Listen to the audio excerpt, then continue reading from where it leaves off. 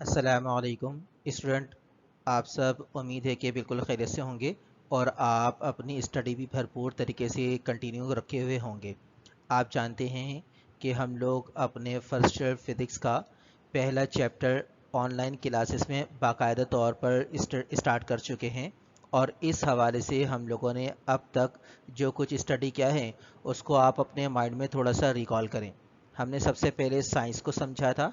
Science को समझने के बाद हम लोगों ने फिज़िक्स के हवाले से बात की और फिज़िक्स चूँकि मैटर, एनर्जी और फिर इन दोनों के इंटरेक्शन को कहा जाता है, यही वजह है कि हम लोगों ने डेली लाइफ से मैटर को समझा था, डेली लाइफ से एनर्जी को समझा था और फिर इन दोनों का आपस में किस तरह का इंटरेक्शन होता है उस हवाले से हम लोगों ने बात की थी। फिर हम लोगों ने ये देखा था कि कुरानिक वर्सेस हमें साइंस की तरफ स्टडी करने में किस तरह से तवज्जो दिलाती हैं।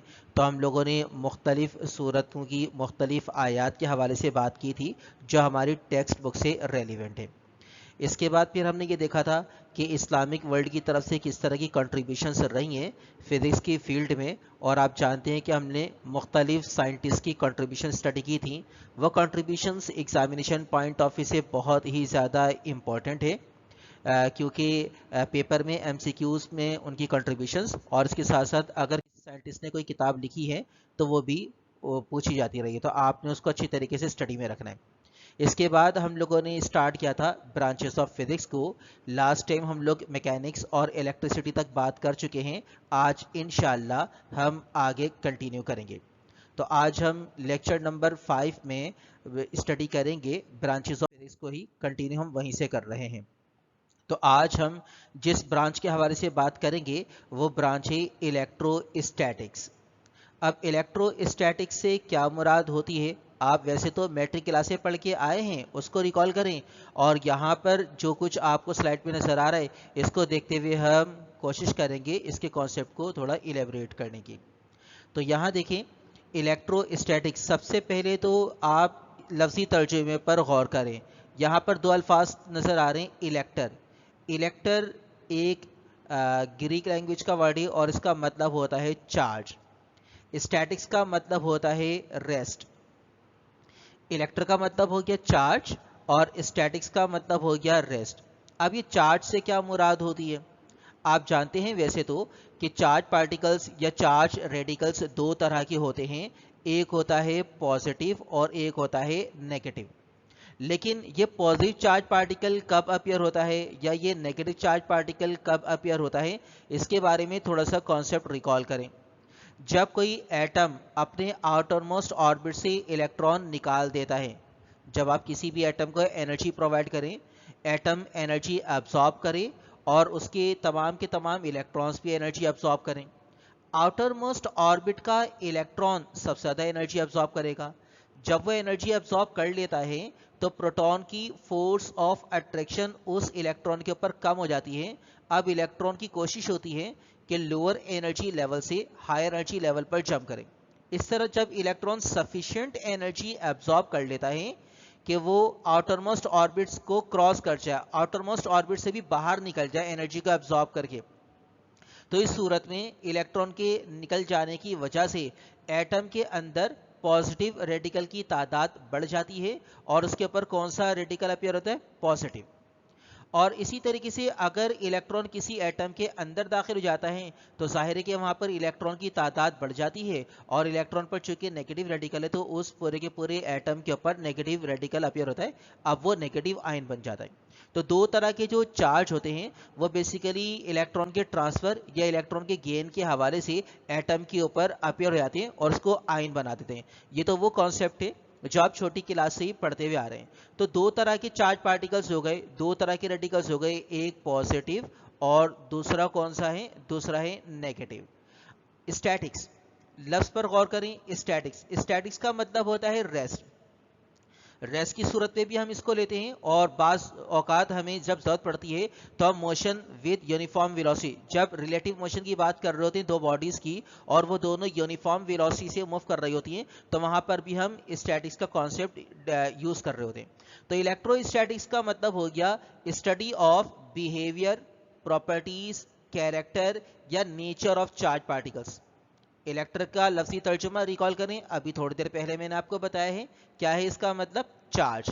तो इलेक्टर का मतलब चूंकि चार्ज है, यही वजह है कि हम स्टडी करेंगे बिहेवियर, प्रॉपर्टीज, कैरेक्टर या नेचर ऑफ चार्ज पार्टिकल्स।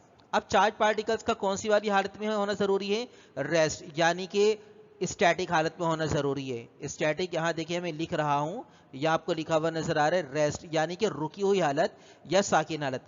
लेकिन मैंने आपको क्या बताया है कि जब दो बॉडीज या दो ऑब्जेक्ट एक दूसरे के साथ यूनिफॉर्म वेलोसिटी के लिहाज से मूव कर रहे हो, तो फिर वहां पर भी स्टैटिक का कॉन्सेप्ट जनरेट होता है, ठीक है।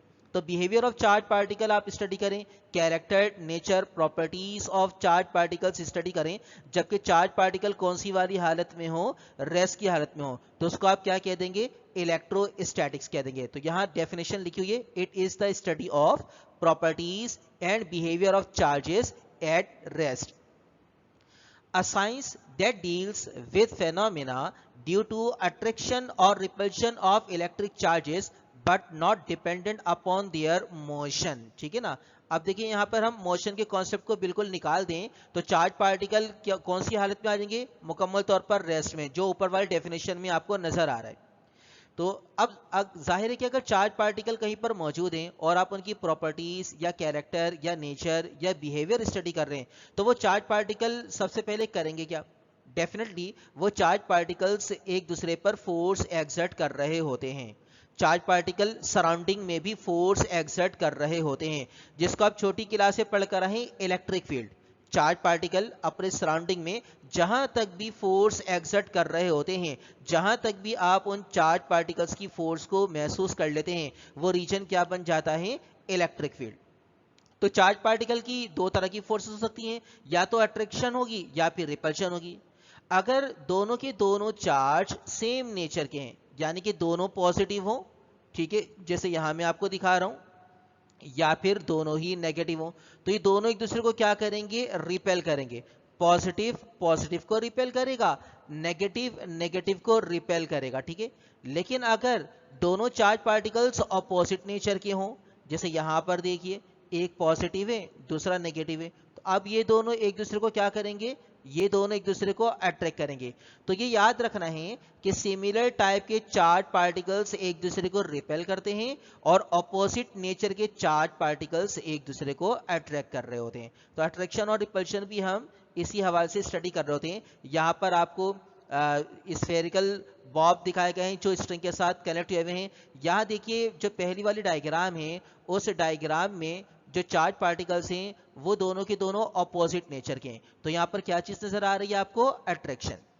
आगे वाली डायग्राम में देखें जो ग्रीन स्फीयर्स आपको दिखाए गए हैं, इसमें दोनों के दोनों चार्ज पार्टिकल सिमिलर नेचर के हैं, दोनों पॉजिटिव नेचर के हामिल हैं। तो क्या हो गया यहाँ पर, रिपल्शन। और फिर आगे वाली डायग्राम देखें तो यहाँ पर दो स्फीयर्स आपको दिखाए गए हैं, ये जो कि येलो कलर के हैं, ये दोनों न्यूट्रल हैं। अब न्यूट्रल है, कोई चार्ज है ही नहीं, ना पॉजिटिव ना नेगेटिव, लिहाजा कोई ना तो अट्रैक्शन होगी ना ही कोई रिपल्शन होगी। तो चार्ज पार्टिकल का बिहेवियर स्टडी करें, प्रॉपर्टीज, कैरेक्टर और नेचर स्टडी करें, उसको आप क्या बोलेंगे, रेस्ट की हालत में अगर चार्ज है तो वो कॉन्सेप्ट बन जाएगा इलेक्ट्रोस्टैटिक्स। और इस हवाले से सबसे पहली चीज जो आमतौर पर स्टडी की जाती है वो क्या है, फोर्स, और फिर उसके बाद जैसे कि मैंने आपको बताया है इलेक्ट्रिक फील्ड। अब यहाँ हम मजीद देखते हैं तो आपको जो अब कैरेक्टर इसका नजर आ रहा है वो कैरेक्टर किस तरह का है। यहाँ देखिए लिखा हुआ है, electrostatics involves the build up of charge on the surface of objects due to contact with other surfaces.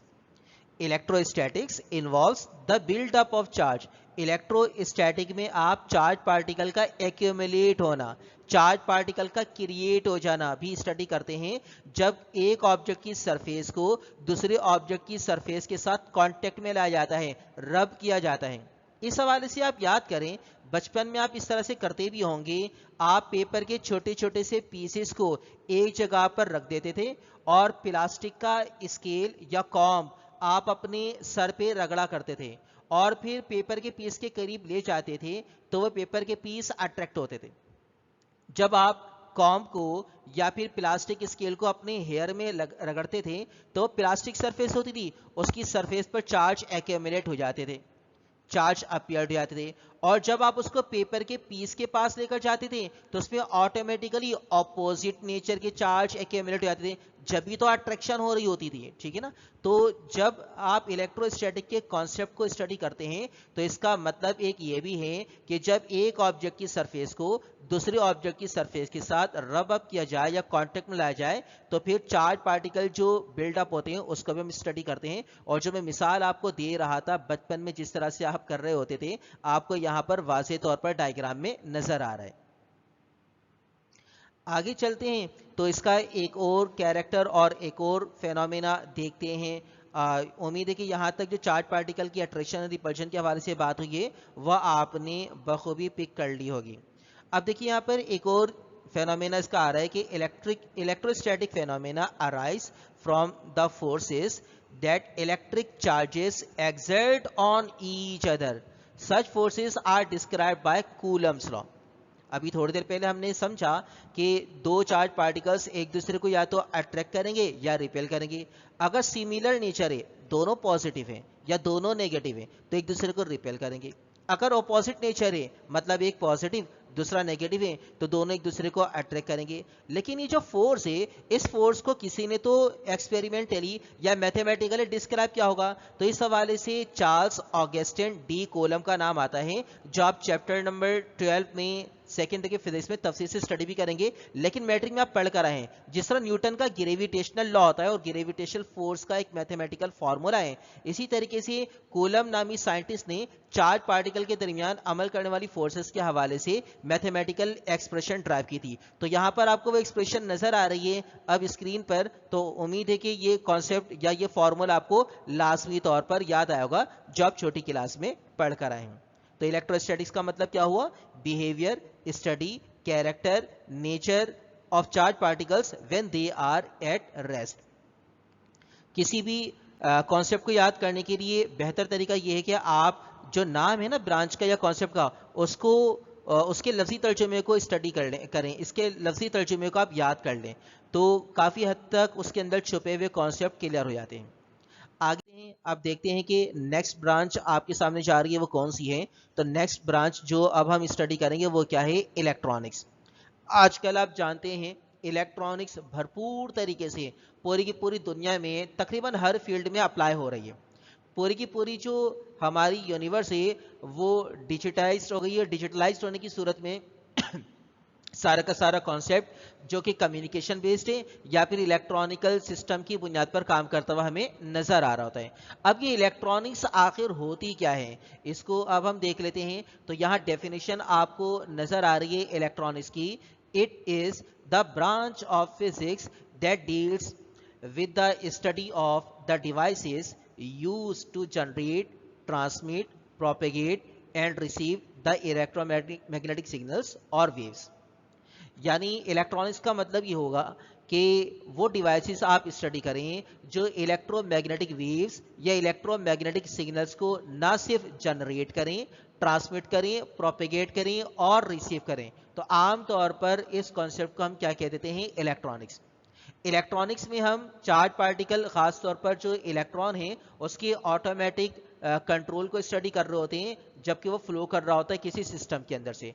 तो फ्लो ऑफ इलेक्ट्रॉन या फ्लो ऑफ चार्ज पार्टिकल्स को अगर आप कंट्रोल करें ऐसी डिवाइसेस के जरिए जो ये सारा का सारा कॉन्सेप्ट या ये सारा का सारा किरदार अदा करें, तो उन डिवाइसेस को भी आप क्या कह सकते हैं?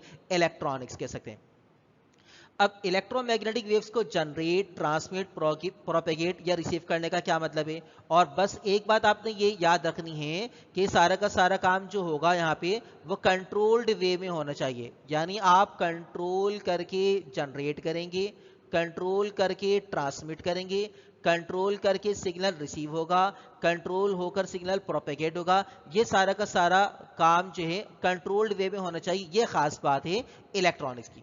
मगर ये सब कुछ कैसे होता है, इसकी एक छोटी सी मिसाल देता हूँ।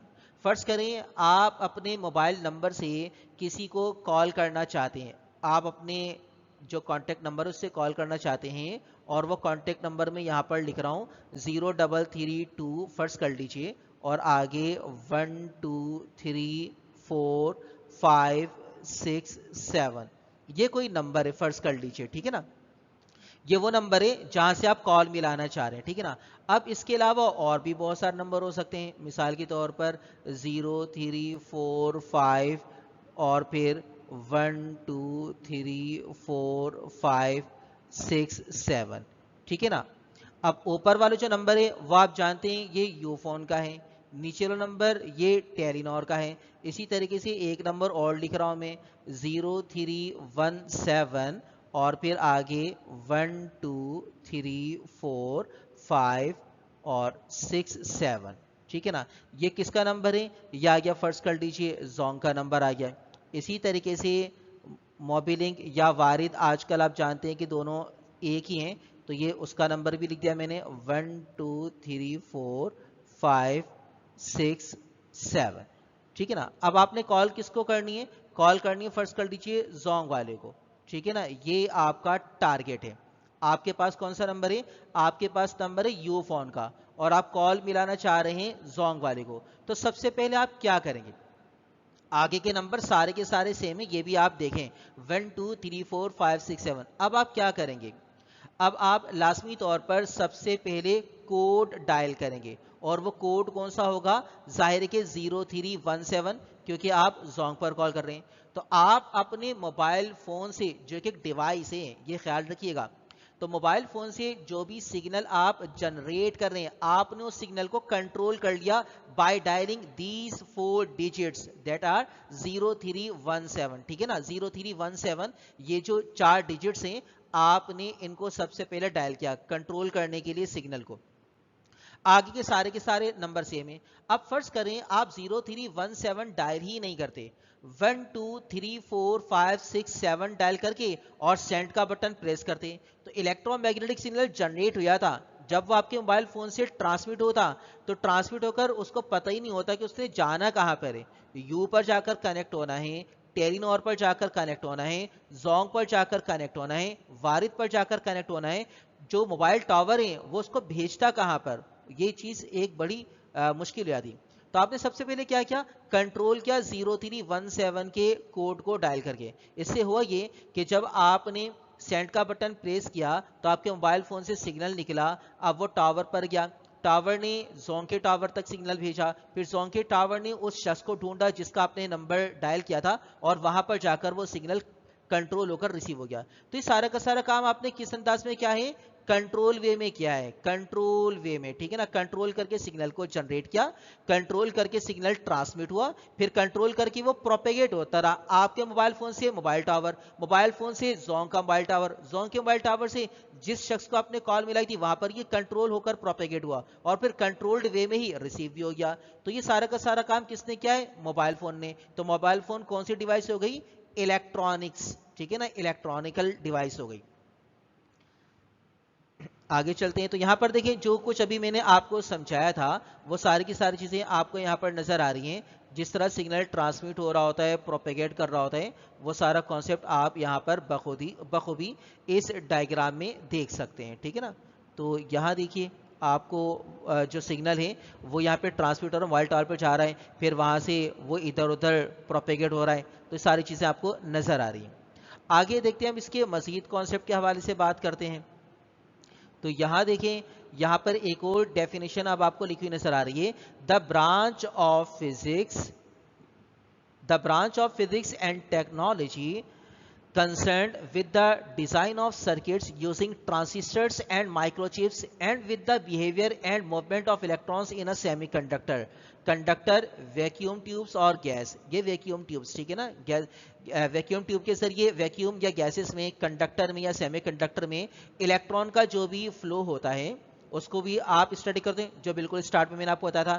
फिर माइक्रो प्रोसेसर, माइक्रो कंट्रोलर यानी माइक्रोचिप्स होती हैं, ट्रांजिस्टर्स होते हैं, डायोड्स होते हैं, ये तमाम की तमाम इलेक्ट्रॉनिकल डिवाइसेस हैं जो हमारे काम को आसान कर रही होती हैं।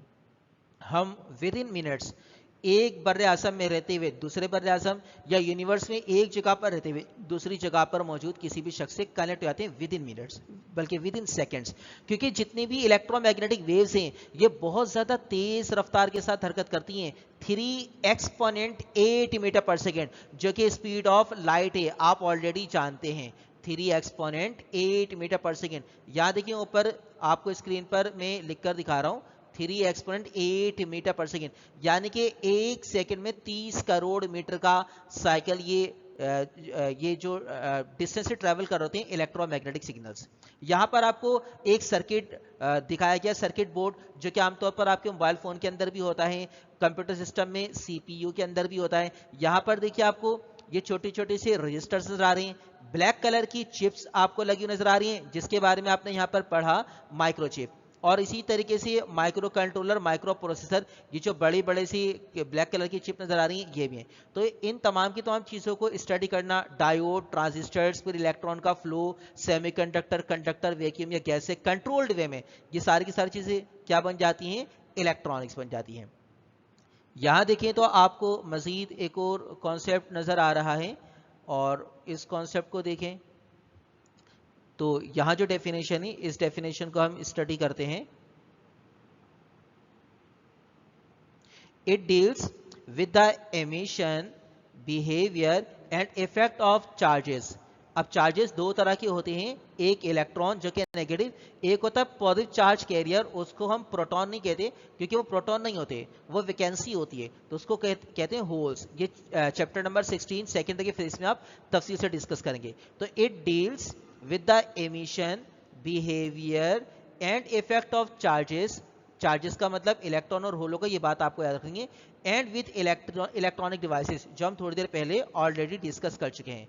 अब ये इलेक्ट्रॉन एंड होल के कॉम्बिनेशन के नतीजे में दो तरह के सेमीकंडक्टर्स बनते हैं, उसमें से एक कहलाता है एन टाइप, यहाँ देखिए लिखा हुआ नजर आ रहा है, एक कहलाता है पी टाइप, ये पी टाइप लिखा हुआ नजर आ रहा है। अब एन टाइप के अंदर नेगेटिव चार्ज कैरियर्स यानी इलेक्ट्रॉन कसरत से मौजूद होते हैं, तो यहाँ पर ये इलेक्ट्रॉन दिखाया गया है, और पी टाइप के अंदर इलेक्ट्रॉन कसरत से मौजूद नहीं होती, एक वैकेंसी होती है जो कि पॉजिटिव चार्ज के तौर पर असरअंदाज हो रही होती है, तो उस वैकेंसी को हम होल कहते हैं। तो यहाँ देखिए होल बना हुआ नजर आ रहे हैं ब्लू के बिल्कुल बराबर में, ये है होल्स यानी पॉजिटिव चार्ज कैरियर। इसको हम कहते हैं एक्सेप्टर इम्प्योरिटी, यानी ये एक्सेप्ट करता है इलेक्ट्रॉन को, और इसको हम कहते हैं डोनर इम्प्योरिटी, यानी इलेक्ट्रॉन को डोनेट कर रहा होता है। तो ये एन टाइप और पी टाइप सेमीकंडक्टर का कॉन्सेप्ट आ गया।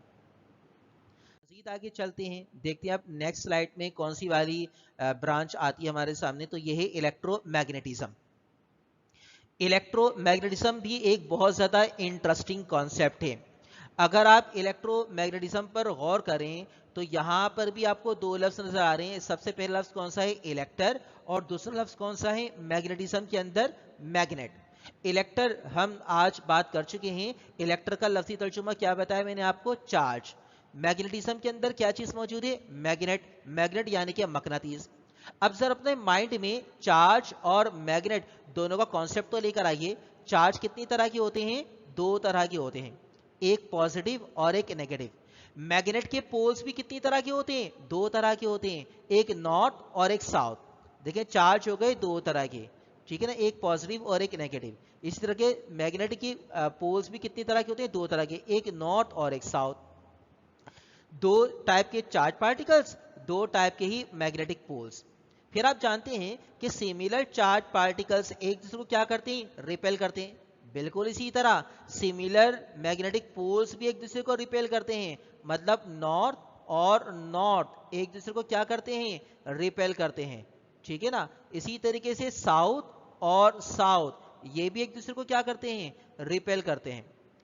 बिल्कुल उसी तरह जिस तरह दो ऑपोजिट नेचर के चार्ज अट्रैक्ट कर रहे होते हैं, उसी तरीके से दो ऑपोजिट मैग्नेटिक पोल्स भी एक दूसरे को क्या करते हैं, अट्रैक्ट करते हैं।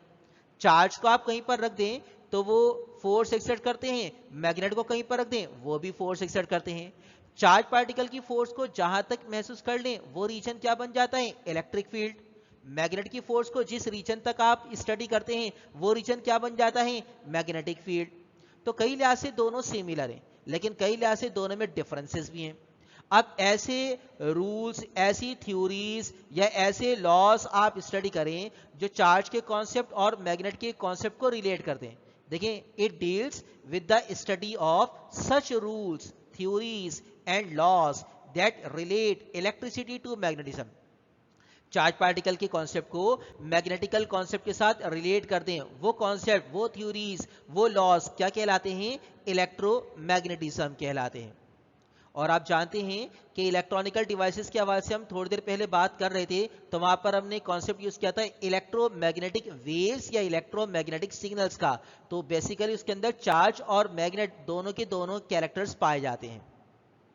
फिर इसी तरीके से यहाँ देखिए एक सेल आपको दिखाया गया है, और इसी तरीके से आपको यहाँ पर एक कील दिखाई गई है, स्क्रू दिखाया गया है, उसके ऊपर तार लिपटी हुई है और तार को सेल के साथ कनेक्ट कर दिया है। जैसे ही इन तारों में से इलेक्ट्रिसिटी फ्लो करती है तो इस स्क्रू के ऊपर मैग्नेटिक इफेक्ट जनरेट हो जाता है, जिसके नतीजे में ये पिंस को अपनी तरफ अट्रैक्ट करना शुरू कर देता है। जो क्लिप्स आपको रखे हुए नजर आ रहे हैं, इनको अट्रैक्ट करना शुरू कर देता है। तो चार्ज की बुनियाद पर यहाँ पर क्या जनरेट हो गया? मैग्नेटिकल इफेक्ट जनरेट हो गया। ये कॉन्सेप्ट भी क्या कहलाता है? इलेक्ट्रोमैग्नेटिज्म कहलाएगा। ठीक है, मजीद हम देखते हैं कि आगे जो अब आपको डेफिनेशन नजर आ रही है वो किस तरह की है। तो यहां देखें, electromagnetism is a branch of physics involving the study of the electromagnetic force, a type of physical interaction that occurs between electrically charged particles. Electrical charge particle एक दूसरे पर जो फोर्स एक्सर्ट कर रहे होते हैं, और इलेक्ट्रिकल चार्ज पार्टिकल के नतीजे में जो वेव्स या एनर्जी जनरेट हो रही होती हैं, इलेक्ट्रोमैग्नेटिज्म में हम इस तरह के कॉन्सेप्ट को भी स्टडी करते हैं, खास तौर पर जब चार्ज पार्टिकल हरकत की हालत में हो। क्योंकि चार्ज पार्टिकल अगर रेस्ट में थे तो उसको हमने इलेक्ट्रोस्टैटिक्स के कॉन्सेप्ट के लिहाज से पहले डिस्कस किया है। अब इलेक्ट्रोमैग्नेटिज्म में चार्ज पार्टिकल अगर कहीं पर हरकत कर रहे हैं और उसके नतीजे में अट्रैक्टिव या रिपल्सिव फोर्स कहीं बन रही है, या चार्ज पार्टिकल की हरकत के नतीजे में किसी सरफेस के पास कोई चार्ज का इफेक्ट जनरेट हो रहा है अट्रैक्टिव या रिपल्सिव तौर पर, तो वहां पर भी हम इलेक्ट्रोमैग्नेटिज्म के कॉन्सेप्ट को ही स्टडी कर रहे हैं। आगे देखिए तो मजीद लिखा हुआ है, the electromagnetic force is carried bye electromagnetic field composed of electric and magnetic field. Electromagnetic force, जैसे कि मैंने इलेक्ट्रॉनिकल डिवाइस में बताया कि इलेक्ट्रोमैग्नेटिक वेव्स यानी इलेक्ट्रिकल और मैग्नेटिकल इफेक्ट या इलेक्ट्रिकल और मैग्नेटिकल फील्ड की सूरत में प्रोपेगेशन को हम स्टडी कर रहे हैं। जो सिग्नल्स, जो इलेक्ट्रोमैग्नेटिक वेव्स होती हैं, जो इलेक्ट्रॉनिकल डिवाइसेस से कंट्रोल करके हम जनरेट, ट्रांसमिट, रिसीव या प्रोपेगेट कर रहे हैं। और एक बात आपको जो याद रखनी है वो ये कि दोनों की दोनों फील्ड्स यानी इलेक्ट्रिक और magnetic field, direction of propagation जो होता है उसके परपेंडिकुलर डायरेक्शन में ये ट्रेवल कर रही होती हैं, यानी कि दोनों की दोनों डायरेक्शन ऑफ प्रोपेगेशन के परपेंडिकुलर होती हैं। अब यहां देखिए इलेक्ट्रॉन मौजूद है, अब इलेक्ट्रॉन ऑर्बिट में मौजूद है, न्यूक्लियस के अंदर चार्ज पार्टिकल की सूरत में प्रोटॉन मौजूद है और न्यूट्रल पार्टिकल न्यूट्रॉन मौजूद है, लेकिन इसके अंदर भी फोर्स मौजूद है। अब इनके आपस के जो बिहेवियर है उसको भी आप क्या बोलेंगे? इलेक्ट्रोमैग्नेटिक फोर्स बोलेंगे, यानी ये फोर्स की इलेक्ट्रोमैग्नेटिक नेचर है। इनसाइड द न्यूक्लियस पार्टिकल्स किस तरह से मौजूद हैं, और जो पार्टिकल्स मौजूद हैं उनका आउटसाइड द न्यूक्लियस ऑर्बिट में मौजूद जो पार्टिकल्स यानी इलेक्ट्रॉन है उनके साथ जो इंटरेक्शन है, क्योंकि इलेक्ट्रॉन आपको मालूम है रिवॉल्व भी कर रहे हैं और स्पिन भी कर रहे हैं, तो ये सारी की सारी जो फोर्स की नेचर बनती है ये कौन सी होती है? Electromagnetic nature. न्यूक्लियस के अंदर जो फोर्सेस मौजूद हैं उसको हम न्यूक्लियर फिजिक्स में तफसील से डिस्कस भी कर लेंगे। अब थोड़ी देर पहले जो मैं आपको बात बता रहा था कि इलेक्ट्रिक फील्ड और मैग्नेटिक फील्ड के प्रोपेगेशन के नतीजे में जो फील्ड बनती है वो कहलाती है इलेक्ट्रोमैग्नेटिक फील्ड। तो ये इलेक्ट्रोमैग्नेटिक फील्ड के हवाले से याद रखना है कि इलेक्ट्रिक फील्ड और मैग्नेटिक फील्ड दोनों डायरेक्शन ऑफ प्रोपेगेशन के परपेंडिकुलर मूव कर रही होती हैं। यहां देखिए आपको येलो कलर में डायरेक्शन ऑफ प्रोपेगेशन बताई गई है, ये डायरेक्शन ऑफ प्रोपेगेशन है। और ये जो रेड कर्व आपको नजर आ रहा है, रेड वेव आपको नजर आ रही है, ये बेसिकली इलेक्ट्रिक फील्ड है। और पर्पल वेव जो आपको नजर आ रही है ये बेसिकली क्या है? मैग्नेटिक फील्ड है। ये तीनों एक दूसरे के परपेंडिकुलर हैं, direction of travel yellow colour का है। रेड वेव कौन सी है? इलेक्ट्रिकल फील्ड को डिस्क्राइब कर रही है, और पर्पल फील्ड किसको डिस्क्राइब कर रही है? मैग्नेटिकल फील्ड को डिस्क्राइब कर रही है। ये तीनों एक दूसरे के क्या हैं? परपेंडिकुलर हैं, यानी दोनों की दोनों वेव्स और दोनों की दोनों वेव्स और फील्ड्स डायरेक्शन ऑफ प्रोपेगेशन के परपेंडिकुलर होती है। तो उम्मीद है कि आज हमने इलेक्ट्रिकल कॉन्सेप्ट के हवाले से जो 3 बेसिक ब्रांचेस जिनका हम सबकी रियल लाइफ में अहम किरदार हैं और इनके बगैर हमारी आजकल आप देखते हैं कि रियल लाइफ नामुमकिन हो गई है, तो ये जो 3 हमने चार्ज के हवाले से फील्ड डिस्कस की हैं, इलेक्ट्रिसिटी, इलेक्ट्रोस्टैटिक्स और इलेक्ट्रोमैग्नेटिज्म, फिर सबसे पहले हमने इलेक्ट्रोस्टैटिक्स, फिर इलेक्ट्रॉनिक्स और इलेक्ट्रोमैग्नेटिज्म, इससे पहले वाले लेक्चर में हम इलेक्ट्रिसिटी को भी स्टडी कर चुके हैं। तो उम्मीद है कि चार्ज के कॉन्सेप्ट से रिलेवेंट जितनी भी ब्रांचेस है वो आपको समझ आई होंगी। तमाम की तमाम चीज़ों को आपने बहुत बारीक बीनी से स्टडी करना है। किसी भी किस्म का कोई कन्फ्यूजन हो इलेक्ट्रिसिटी में, इलेक्ट्रोस्टैटिक्स में, या फिर इलेक्ट्रॉनिक्स में और इलेक्ट्रोमैग्नेटिज्म में, तो आप वो कॉन्सेप्ट जो कंफ्यूजन है उसको, उस कॉन्सेप्ट में को वो आपने लिख लेना है क्वेश्चन के तौर पर, और फिर आप मुझसे स्टडी करें, क्योंकि बहुत मामूली मामूली से फ़र्क है और कहीं पर ये फ़र्क बहुत ज़्यादा कंफ्यूजन, बहुत बड़ी कंफ्यूजन क्रिएट करने का सबब बन जाते हैं। तो इसका कॉन्सेप्ट आपके जहन में क्लियर होना चाहिए। आज हम यहीं तक रखते हैं। उम्मीद है कि आज हमने जो कुछ स्टडी किया है वो आपको समझ आया होगा। पढ़ते रहिए, बार बार गौर व फिक्र के साथ पढ़िए। कोई कन्फ्यूजन हो बिला झिझक मुझसे पूछिए। अपना बहुत ज़्यादा ख्याल रखिएगा। आज हम यहीं तक रखते हैं। Thank you so much. अल्लाह हाफिज़।